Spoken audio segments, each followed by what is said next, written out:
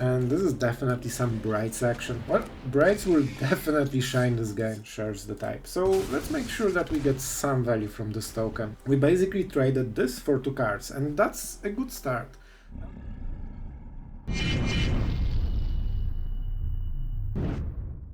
Hello everyone, it's Sloth here, and today some Orzhov action with some red splash for the Archangel of Wrath, one of the cards that I really enjoy. We played 2 of them because we are kinda Braids deck more, we are going for sacrifice. We have seen similar deck on the channel before, we made some adjustment. I think Gix Command is also amazing in this kind of deck, because you can use Gix Command to get Serra Paragon. Serra Paragon can get any of those cards, so you know, you can get so much value from all those cards, and Gix Command works really nicely with decks that have a lot of creatures of different types. Other than this, we definitely made sure that in today's games Braids was shining, and yeah, this card definitely has a lot of power in the right situation. And cherry on the cake, Transmogrant Crown. The reason we are heavy on the value while still not playing really any value. The fact that we can transform any dog, any token, anything basically in the whole deck into a card, and the +2 attack really makes a difference, because then you get very good trades. You can force your opponent to react, because 3-1 dog is actually something that matters. It can kill planewalkers as well. So yeah, you also want to equip it at any point to the best creature, so usually Sheoldred, Paragon, Archangel or Braids, because they will die. Your opponent will make sure they will die, and you want to get some benefit. At least when you cycle them to the card, it's not as scary. So this is the deck. I think you will really like it. I will probably check the results if I don't forget, but we were hovering around 50%. I think in the end we went above 50%. Guys, this is the 4th deck I have made today. It's actually the 4th deck, because 3 of them failed so hard in different ways, I just didn't like them, that I scrapped all of them. And this was a weird day of Magic, so if I'm ranty, that's the reason. It was absolute... oh my god, everything went exactly wrong in every game. So, if you appreciate the 4th deck of the day, don't forget to subscribe, it really helps. And with that being said, let's go into the games, and I really hope you will enjoy those. Alright, we're going first. We have a pretty nice land base, and we'll start with the swamp, of course. If we can hit 3 mana with restoration, that would be absolutely great. And being on the play is insanely big deal. Like, on the draw, this hand would be so much worse. Alright, so we need to start some pressure, we need to create some creatures, in case of Liliana, invoke the spares, whatever he will be playing. But we still need to hit the 3rd land, that's incredibly important. Alright, that's actually one of the best cards for us, because it's exactly 1 toughness. So each of our oh no, it's holding the priority! It will be forever until he realizes, after every play, that you can just shift and enter and pass the priority. Oh my god, it will be the longest game I ever wanted. It's fine. It's fine. Alright, so let's go restoration. It also helps us play the crown, so very mana efficient overall. And let's get some planes for the next turns. As long, man, I love drawing lands so much. Hello? I mean, alright. Thank you, I guess. I'm not sure what to think about it, but it's kind of fine so far. There's a nice trick if you use restoration to play the reinforcements. Like, the token is created untapped, so that's kinda neat. Because usually they are always tapped. So Raffine Informant, this is definitely some kind of discard deck. I don't know what I play against. Truly. So I will definitely go for the crown right now. I want the crown in the battlefield, and it saves us so much mana right now. And we can just equip it, right? It's really good deal. And now it will be so hard for him to do anything. And oh, I have 3. Seems pretty sweet. So we should be overwhelming our opponent very hard. Probably what? Let's go like this. I'm not super scared. Maybe I should be. I do not care super much. If he just kills, unless he wants to discard the cards. I'm not sure what I'm playing against. Oh, Greasefunk, hello. So I guess he has the Greasefunk, right, already? Well, that will be a lot of damage. Crew 2, so all of his creatures can crew it. Let's see the Greasefunk. Alright, just Raffine, I guess. Let's see how he plays. This is some weird gameplay, to be honest. Alright, so we get rid of the Fleeting Spirit, and then he needs to discard another card. Archangel is basically the worst card possible to kill Raffine, so you need like 10 mana or 8. Yeah, you need 8 mana to kill Raffine, that's absolutely insane. So I generally do not want to do it. Alright, it seems that I shouldn't attack in retrospect, but it's hard to play against this kind of deck. You have zero idea what they are up to most of the time. I guess we can play the Archangel and equip with the Crown for extra attack. That's something. That definitely helps against Raffine. Bro, are you doing anything? He can sacrifice a lot of cards and just, you know, get the first strike. But he needs to do it again on the next turn. I need a yawning. Like, I need this emote. Alright, that's the weirdest gameplay I have seen so far. And that's absolutely fine. Alright, so we are getting quite a lot of value, honestly. How do we do this? What is the best play?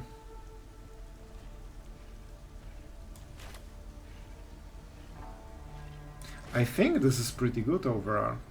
We play like this, the black mana is untapped, and then we just equip the Crown on the Archangel. Yeah, I think it is nice. So now we have 5 damage with flying, so he literally just discarded the card that would save him in this situation. And we will have to be very aggressive very soon, because we need to kill him with all this board. Next turn we flip, but we cannot attack yet. So we can start attacking in 2 turns, and we should probably set up like lethal board if we can. Another removal? Sure, why would you not have all of this? But we still get to draw a card, so that's something. Card will be of course not relevant, just to make sure. We also play Rite of Oblivion, by the way, which would solve all of this board very easily. But you still need to draw it. We only play 3 or 4, you know? It's hard to draw those. Alright, alright. Lack of flying will be pretty big deal.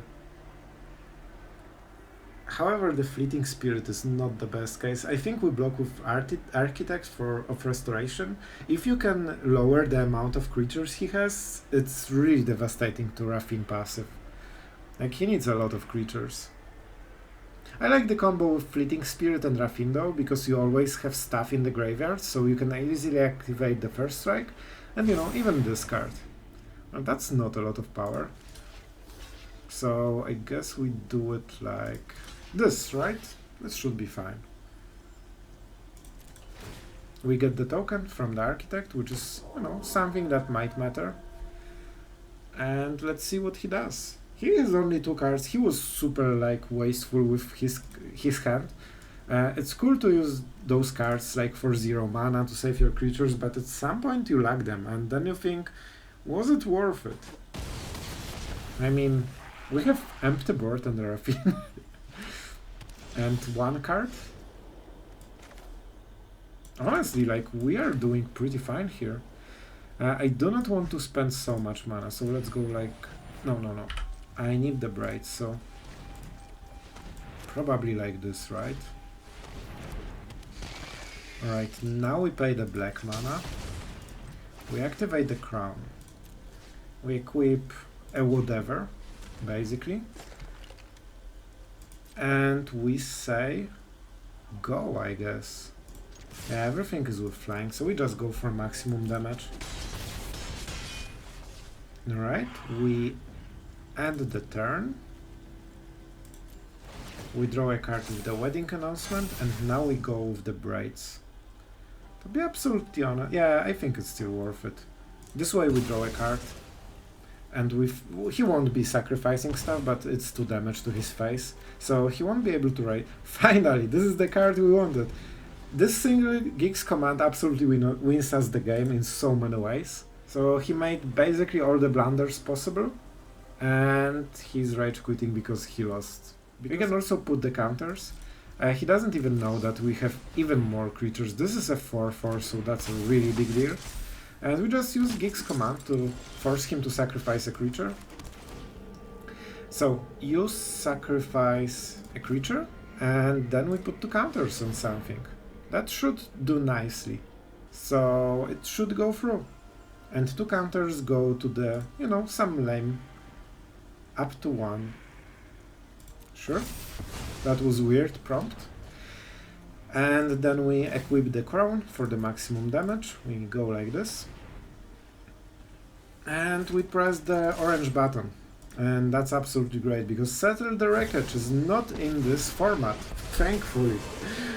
Yeah, so it should be Braids, but we get the lifelink then. And that's why equipping Crown.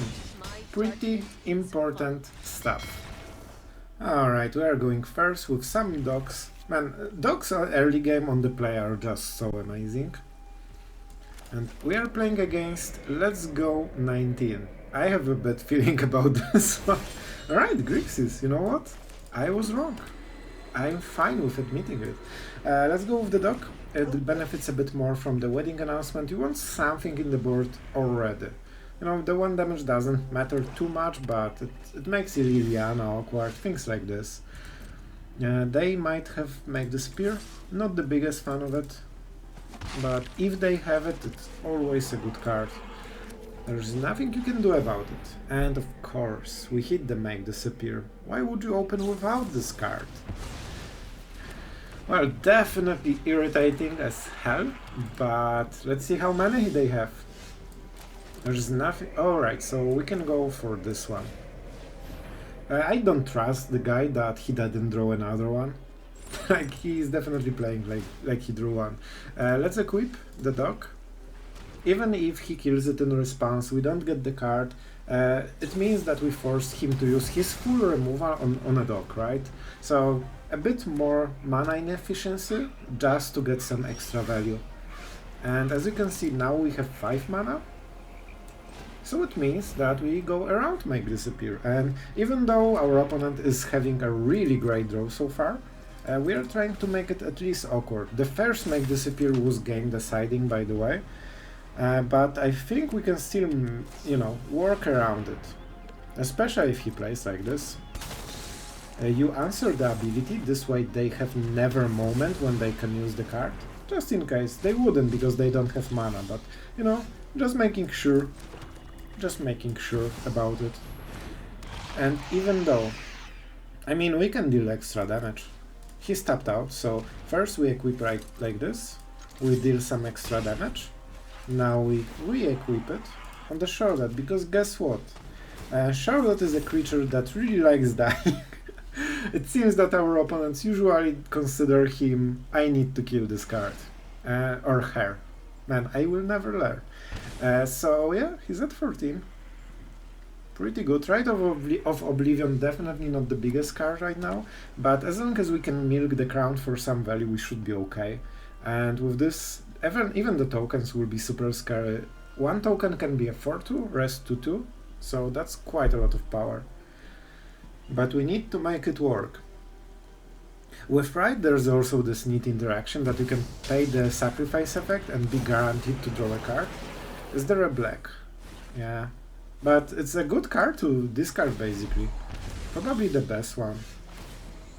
So what we are doing, we'll definitely play this. We can go for Resolute Reinforcements. So first we play this, then we use Oblivion, hit this, attack his face, and then at draw step he dies. So that was a pretty nice showcase. Alright, we are going first. This is a really good start, so I'm kinda hopeful. Let's go with the Sanctum into Dock, into the Wedding Announcement, into Braids probably. That's the rough game plan for this one. Alright, Rite of Oblivion is absolutely great here. We also have double black for the Braids, which sometimes is an issue with this deck. Sometimes you might not hit double black on curve. It also depends which lands you basically favor, right? Talia. I'm kinda fine with Talia. You know, it's not the best, but it is something, right? So we can either kill Talia or go for Braids. And honestly, with this kind of deck, I think we should go for the Braids. That's what we are doing, right? So we traded for a free card after we got already a card. It means our curve might be a little bit better. Yeah, we drew a land. And as long as we keep playing lands and we can build into the Archangel, we kinda should be fine. We have also enough creatures that Talia doesn't hurt us as much as usual. And as you can see, like he's not doing too much stuff. Not really sure what's going on, to be honest. Let's start trading those little tokens into cards, basically. It might be a counter spell, I have no idea. Apparently not. So we are just defending. Always this one goes first, right? Because you want the creature first. But to be honest, on this turn I'm not sacrificing it, I think. I don't think I'm sacrificing it.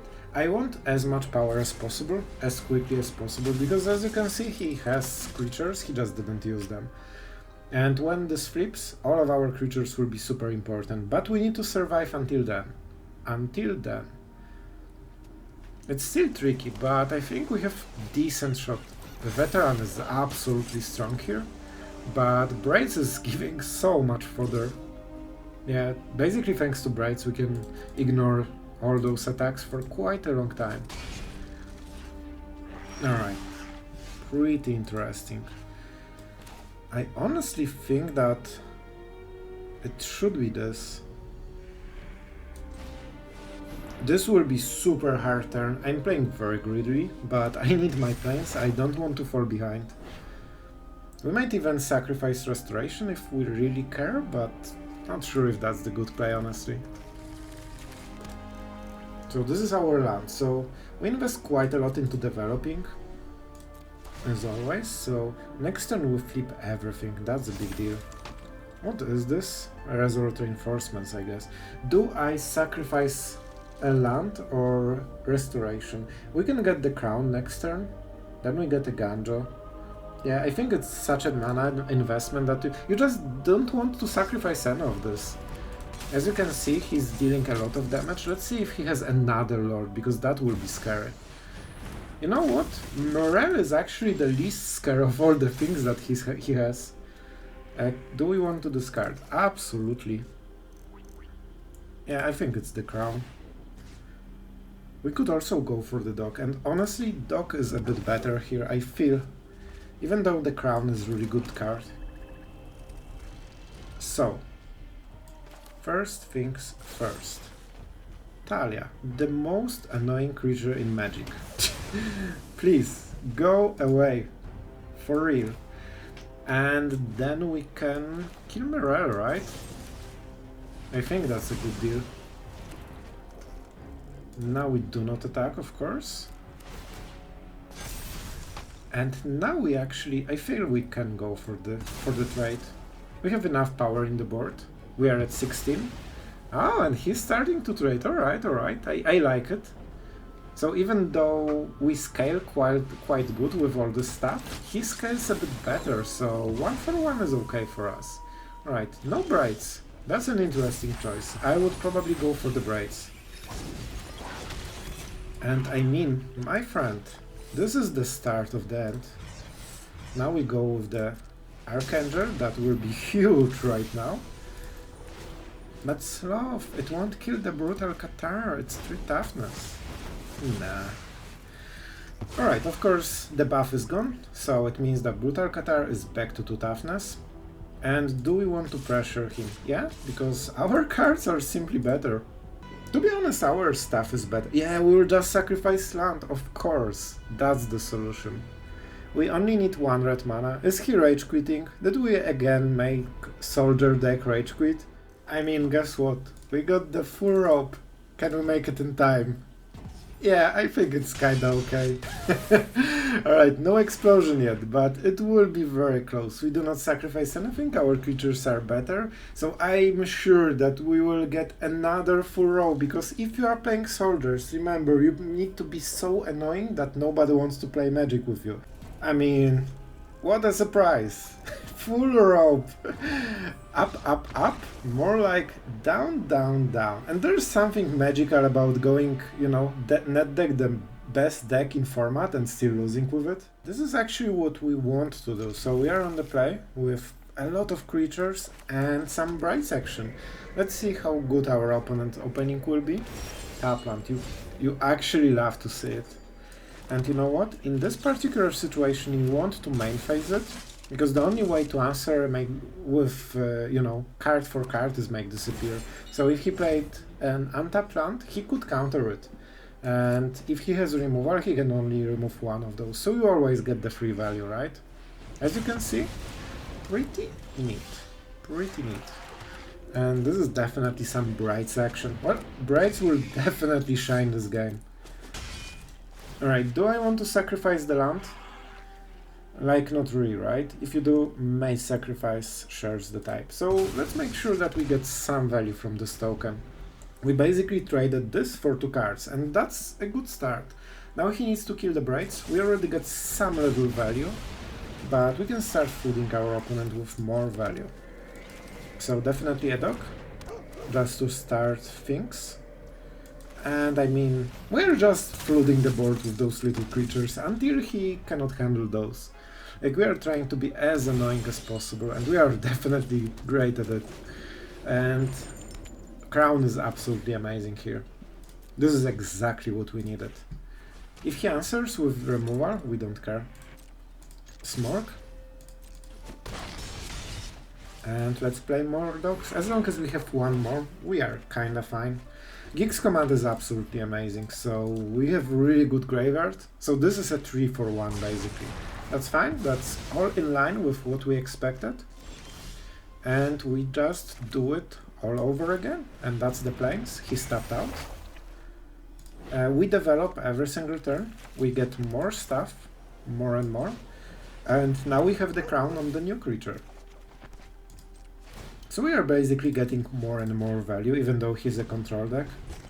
And 3-1 is something hard to ignore, even though it's a dog. Favour. Favour is really good for us, I think. Alright, so do we want to discard something? I guess this is a free stuff, right? Or we could discard a land and get a free dog. Not sure if that was the right choice, but it's the one I've made. I like free cards. I mean, that's a pretty good deal for free cards, you know? We killed the goblin. We can keep attacking. And we'll definitely equip the Archangel with the crown, because he cannot answer it. Believe me, Archangel is the prime target for them. So we make sure that when he kills it, we get the card that we really deserve. That's some cityscape leveler. I mean, yeah, all honesty, I don't think that's a great hand. But we have a lot of value, so I will take it. It's Rakdos, so a bit better. I kinda enjoy it a bit more. So what is the play? Definitely the reinforcement. It's always better because it's basically 2-2 and this is 1-1, and as long as you don't need the extra cards, like, what is the reason? This is not a great thing. Like, he can just burn one of the creatures, but I guess we prevent 3 damage, it's okay.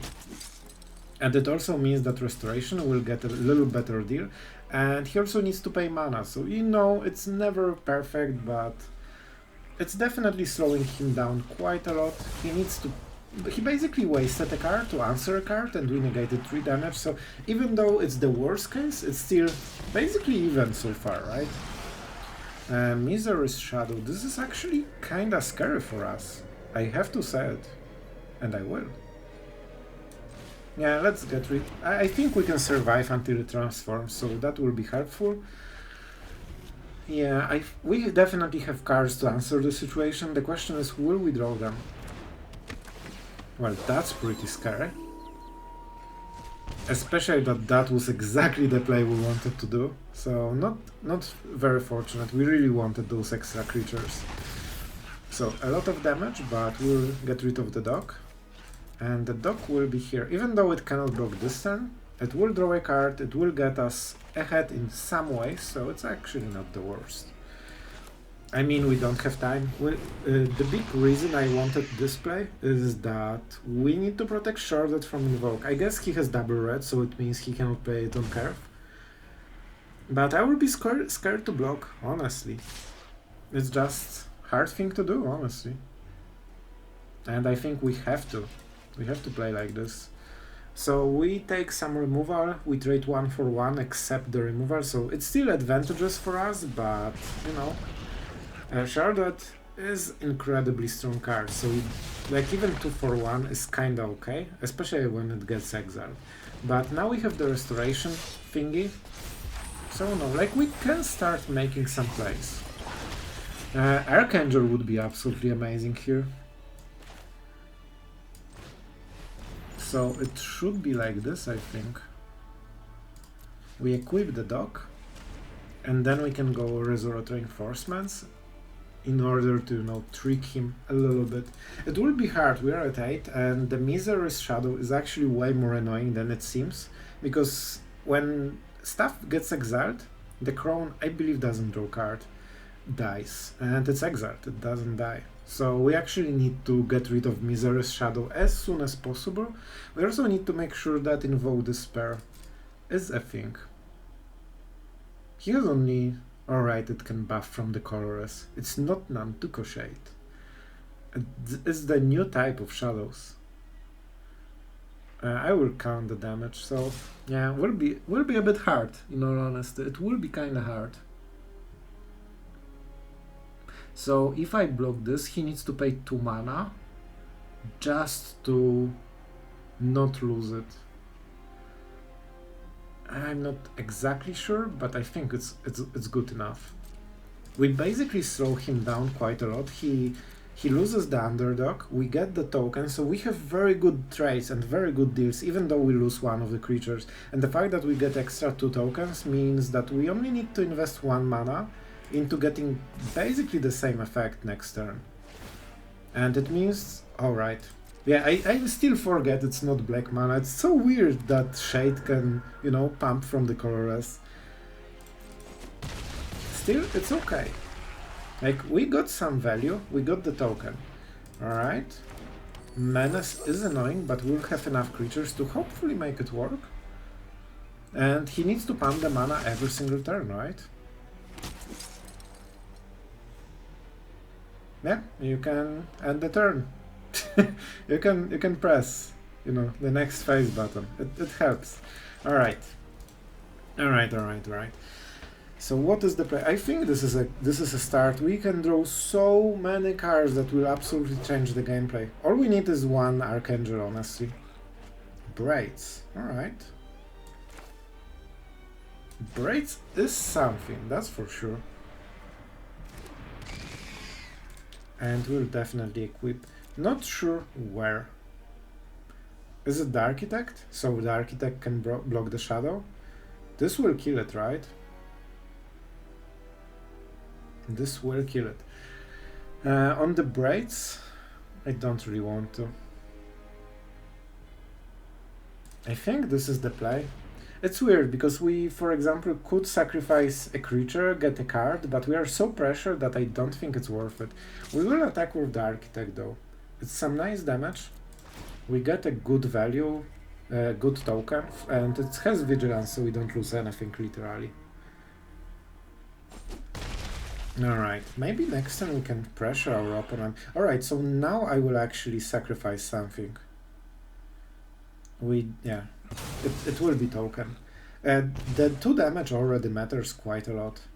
You know, it is possible that we kill our opponent at the end step thanks to this 2 damage, so he's forced to sacrifice, like makes better decisions overall. And we are at 5 with infinite blockers, so he needs to go directly. Invoke Despair deals 2 damage because we sacrifice token and the dog.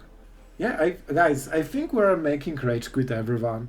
Guys, it happened. He did a play. So, alright. Of course, we don't have much of a choice. And we lose the Architect, we draw some cards, and we can trade versus Underdog. That was his full turn. And I think it's worth it. Pretty scary, honestly. Because if we don't draw anything, That's really bad for us. Do I really need to take this one to this 3 damage? Next turn he can go with another underdog. And then we are in trouble. I think this is the correct play. Oh my god, that was so good. For him, of course. Let's play Restoration. And Gandro, while not the best play, it's definitely something. By the way, we also have Gix Command, we just never draw it. You know, the casual. And there's no 2 mana drop for Restoration to take, so that's a bit painful. So he will draw a card. That's a lot of damage, by the way. He wants to kill us. Like, he cannot do it too many times, and at some point we will get, you know, the Gandro guy. But I need some good draw. Oh my god, why am I drawing lands only? All the time. Oh, it's so frustrating. I mean, great, let's get a land, because I have only lands. How many lands can I possibly draw in a row? Like, I literally took all the lands from my deck. 22 in my deck, and I drew like 22 cards from my deck, and I already drew 6, 9, 10, 11, 12 lands, basically. 12 lands in 22 cards. I'm, man, over 50% in this deck. I guess Restoration helps a little bit with this one, but it's absolutely on the wrong side of the matchup. All we need is like 1 Archangel, like super tanking on his play. Wow, that's crazy. Who would think that Sheoldred is correct play? Oh my god. And we are drawing still lands. Guys, can you believe we are actually still drawing lands? I mean, let's play like this, I guess. Like, why not? We can ramp a little bit. Sometimes it might make a difference. I definitely need to hit something. Braids. Alright. We definitely do not have a lot of choice here. Let's play a land. We play Braids. First things first. Me? Oh no, it's... Of course. Of course. Yeah, it has summoning sickness. Oh, that's kinda brutal. That's kinda brutal. Alright. End turn. We definitely sacrifice something. Is it enchantment to make sure that he gets the damage? By the way, if we draw a card, we die next turn, so we actually cannot. That's hilarious! Oh my god, is Sheoldred carrying this game anyway? It's so close, but we can block. By the way, single removal just wins the game. Rite of Oblivion wins the game. There's so many, like Archangel absolutely wins the game. Gix Command wins the game. A Braid, alright. It's still, he doesn't kill our... Are you serious? It's... Oh my god. I cannot play versus those guys.